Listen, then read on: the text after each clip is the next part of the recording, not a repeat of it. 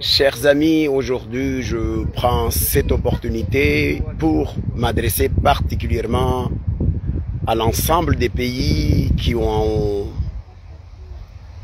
ont fait l'honneur de venir ouvrir des ambassades aux Comores ou renforcer leur diplomatie avec l'État comorien. Je souhaite la bienvenue au nouveau ambassadeur de la France, je souhaite la bienvenue au nouveau ambassadeur du Canada, celui de l'Arabie Saoudite, et il me semble qu'il y en a aussi, parce que il y a aussi l'ambassadeur de... Oui, il y a eu Bangladesh, chinois également. Donc aujourd'hui, je voudrais particulièrement dire à toutes ces ambassades ou à toutes ces diplomates qui viennent chez nous, bienvenue aux Comores, venez-y aux Comores, vous installer et partager et travailler avec la nation comorienne, avec le peuple comorien.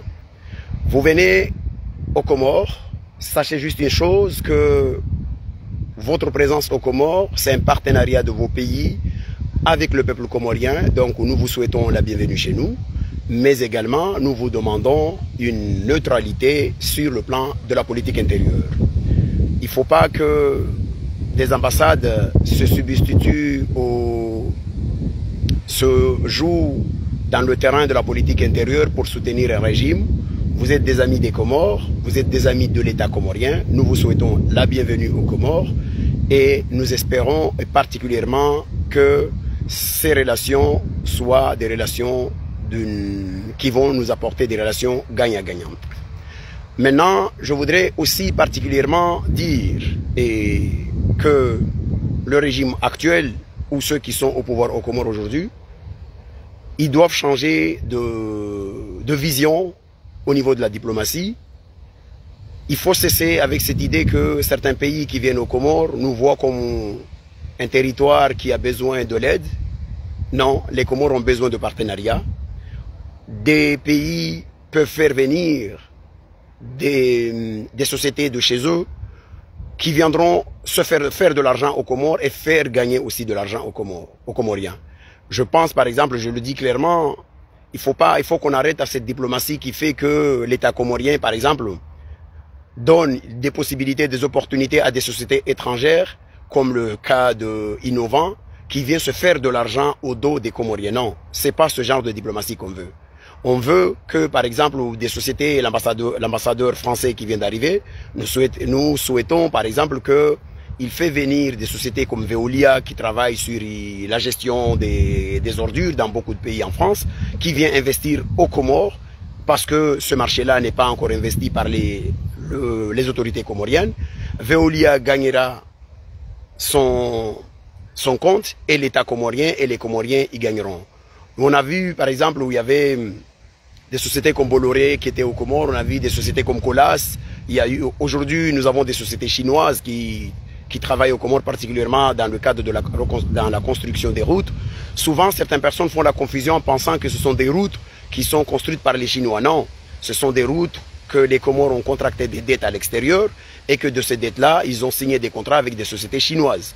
Donc, d'autres pays peuvent venir avec des sociétés qui peuvent faire mieux encore ou qui peuvent faire en parallèle avec les Chinois aux Comores pour que les Comores y gagnent.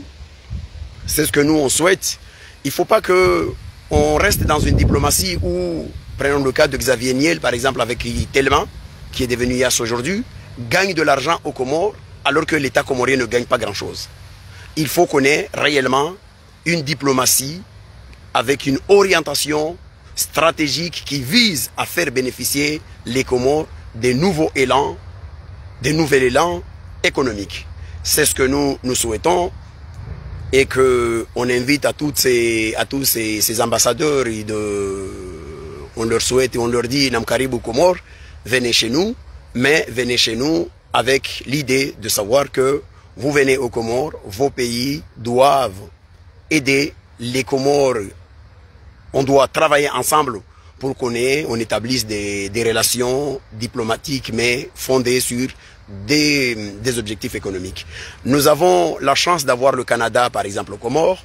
Donc, on sait très bien qu'avec le Canada, on peut signer des accords avec le Québec francophone, on a beaucoup à bénéficier. Il faut qu'on cesse cette situation qui consiste à faire des Comores un État où on se sert pour leurs propres intérêts. Je prends un cas. Le cas du Maroc, par exemple. Les Comores sont le premier pays à se positionner sur l'ouverture des structures diplomatiques dans la région de l'Aïoun. Moi, personnellement, en tant que Comorien attaché à la défense du droit international, je ne suis pas d'accord à ce positionnement-là de l'État comorien. Mais en revanche, qu'est-ce qu'on a gagné par rapport à cette situation-là? C'est qu'aujourd'hui, on est exposé sur les questions diplomatiques, on se met en difficulté ou à dos un autre pays qui nous a aidés, en l'occurrence l'Algérie, autrefois, mais on n'y gagne rien. Aujourd'hui, même le Maroc n'a pas un ambassadeur accrédité qui est aux Comores, mais plutôt, ils ont ouvert une structure aux Comores, mais leur ambassade, il se trouve, je sais pas, en Tanzanie ou quelque chose comme ça. Ce n'est pas normal et c'est pas sérieux. Il faut que, quand on s'engage dans une relation diplomatique, l'État comorien gagne quelque chose dans cette relation diplomatique-là. C'est de ça qu'on veut. On veut pas qu'il y ait à chaque fois des situations où on se sert des Comores parce que l'Arabie Saoudite, par exemple, l'Arabie Saoudite, avec la question du Qatar, a poussé les Comores à rompre des relations avec le Qatar, mais pour gagner quoi à la fin? On a vu que les deux pays ont normalisé leurs relations, mais nous, on se retrouve dans une situation où on a perdu un partenaire, et en l'occurrence le partenaire du Qatar. Donc, ce que je souhaite, il y a eu un balai diplomatique et j'en félicite ceux qui les ont fait venir parce qu'il y a un État, actuellement, on ouvre les bras pour que des ambassadeurs viennent aux Comores ou des États viennent s'installer aux Comores. Mais il faut qu'on considère, il faut qu'on se dise, on n'a pas à avoir des difficultés. Il faut pas les Comores ne doivent pas rester une chasse gardée de qui que ce soit.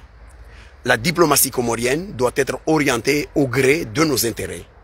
Ce n'est pas... Vous avez vu, par exemple, j'ai vu récemment, on avait entendu parler de la Russie qui avait annoncé qu'il va ouvrir une ambassade aux Comores et tout ça. Il n'est pas venu s'installer aux Comores, mais il a choisi un tempo, par exemple, le moment où il y a un nouveau ambassadeur français qui arrive aux Comores. Ils ont fait un déplacement aux Comores. Ça, ils ont joué le jeu du tempo, mais nous, on y gagne quoi dans ça? Ce que nous, on veut, c'est que tous ces pays qui se disent aujourd'hui amis ou partenaires de l'État comorien donnent de quoi à faire avancer notre pays, notamment en signant des accords de partenariat économique. C'est ce que nous souhaitons. On n'a pas envie d'avoir que des relations de gens qui se servent de nous pour justifier une stratégie diplomatique, pour mettre un peu de cailloux dans la chaussure d'une diplomatie française et donc où on saute ou on y va de l'autre côté des Comores. Non. Ce que nous on veut, c'est d'avoir réellement des partenaires qui sont là pour chercher de l'argent parce qu'il y a des opportunités à se faire de l'argent aux Comores, mais il y a des opportunités aussi à faire gagner les Comoriens en la matière. Nous, ce que nous envisageons particulièrement parce qu'on sait très bien que, et je le rappelle à tous ces diplomates qui viennent aux Comores, c'est que selon la constitution comorienne, en 2029, il doit y avoir des élections aux Comores au niveau d'Anjouan parce que nous avons une présidence tournante et en 2029, le mandat du régime actuel se termine. Il va y avoir des élections au niveau d'Anjouan et c'est un Anjouanais, un Comorien d'origine d'Anjouan qui doit prendre les manettes de la destinée de la nation comorienne. Nous, particulièrement, celles et ceux qui sont autour de moi dans la réflexion depuis toujours à comment faire en sorte que les Comores changent de trajectoire ou de stratégie pour changer le destin de notre peuple, nous envisageons une vision résolument économique de notre diplomatie, chose à laquelle le régime actuel a raté complètement sa stratégie parce que c'est depuis 2016, on n'a pas vu des institutions bancaires nouvelles qui se sont venues s'installer aux Comores, on n'a pas vu des grandes sociétés des pays qui sont venus aux Comores. Je reviens encore sur la question du Maroc, on sait combien d'argent le Maroc investit dans beaucoup de pays d'Afrique, mais quel financement nous avons chez nous? On prend le cas par exemple, citons le cas de la France, on n'a pas besoin aux Comores de nous dire on vous a donné ou on a promis 150 millions d'aide ou etc. On veut des choses concrètes. Et je profite de cette occasion de dire à l'ambassadeur de France, le nouveau ambassadeur de France, que nous voulons, nous, aux Comores, une nouvelle stratégie économique. On veut qu'il y ait des sociétés françaises qui viennent s'installer aux Comores parce qu'ils vont faire gagner les Comores et aussi ces sociétés vont gagner aussi aux Comores. Nous voulons des sociétés canadiennes, nous voulons un peu partout, tous les pays, que ce soit les Russes, que ce soit le Canada, les États-Unis, les Chinois, les Français, l'Arabie Saoudite, tous ces pays qui nouent des relations économiques, des relations diplomatiques avec les Comores, doivent nous être utiles. Utiles pas dans le domaine où on veut accorder un don, où on veut former des imams, où on veut, où je sais pas, c'est la fin de l'Aïd al-Adha, on va envoyer je sais pas quoi. Non, ce qu'on veut, c'est des partenariats. C'est des partenariats et on sait qu'il y a des financements, effectivement, des routes qui sont faits par l'Arabie Saoudite ou ce sont des contrats qui sont signés par les Comores et tout ça. Je veux et je souhaite, en attendant que 2029, ça soit une nouvelle orientation qui sera impulsée par nous-mêmes, les enfants qui sont nés de cette région, de cette île des Comores, mais qui croient en l'unité de ce pays avec l'association de nos partenaires, de nos frères de ce combat qui sont dans les autres îles des Comores pour impulser une nouvelle diplomatie comorienne axée sur le développement des Comores et axée sur l'intérêt économique des Comores.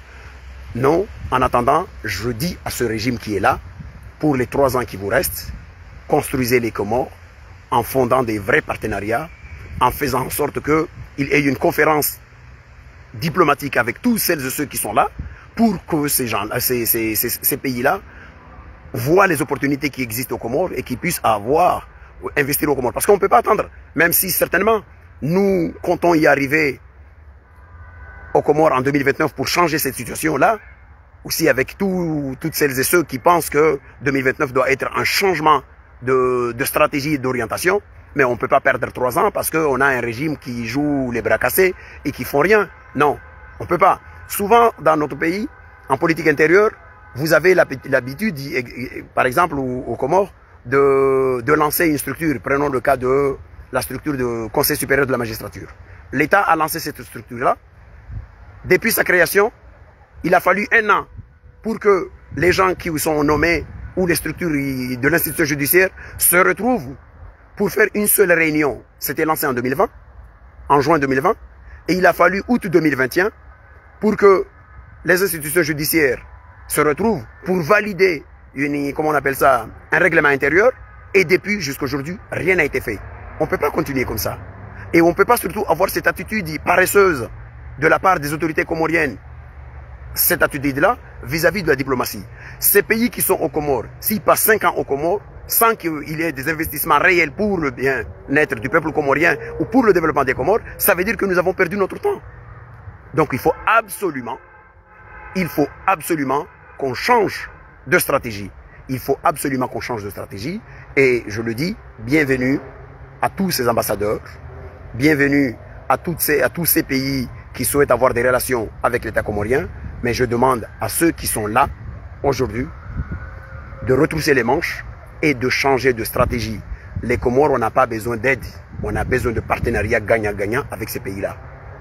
La prochaine fois, on abordera ces sujets et particulièrement on abordera des sujets de façon segment par segment.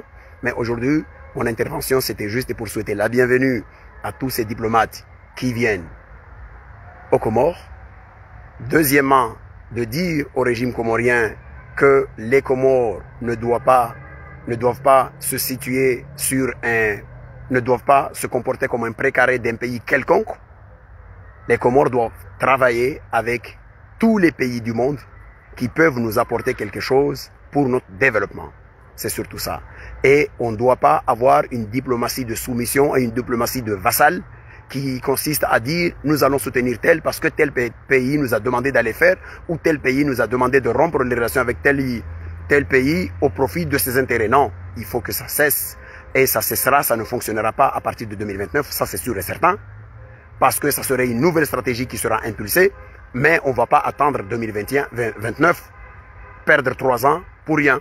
C'est pour cela que je m'adresse au ministre des Affaires étrangères des Comores d'aujourd'hui et au gouvernement qui est là aux Comores aujourd'hui, de vous retrousser les manches et de changer de braquet, de changer de stratégie. On ne peut pas perdre du temps avec une diplomatie qui ne nous apporte pas. ces pays investissent ailleurs. Il suffit de regarder tous ces pays-là et de leur demander de vous donner le bilan de leurs investissements ici et là. Le cas du Maroc, je vous ai dit, il y a des banques qui sont ouvertes par le Maroc dans beaucoup de pays d'Afrique. Il y a des sociétés de construction un peu partout. Mais pourquoi ces sociétés-là ne viennent pas aux Comores?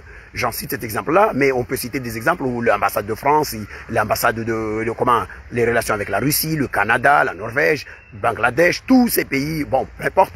Je cite tout un tas de pays que j'ai vu, les Émirats, etc. Nous avons besoin aux Comores d'une diplomatie économique orientée au profit de nos intérêts. Mais non une diplomatie de vassal qui va obéir au claquement de doigts d'un pays qui nous dit voilà, vous allez rompre les relations avec tel pays et vous allez vous mettre avec tel pays. Ou surtout, je termine là-dessus, il ne faut pas que certains pays pensent que les Comores c'est une chasse gardée.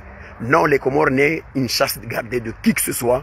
Les Comores c'est un pays souverain qui doit défendre ses intérêts et qui doit signer des relations de partenariat avec celles et ceux qui acceptent d'aller dans le sens de nos intérêts.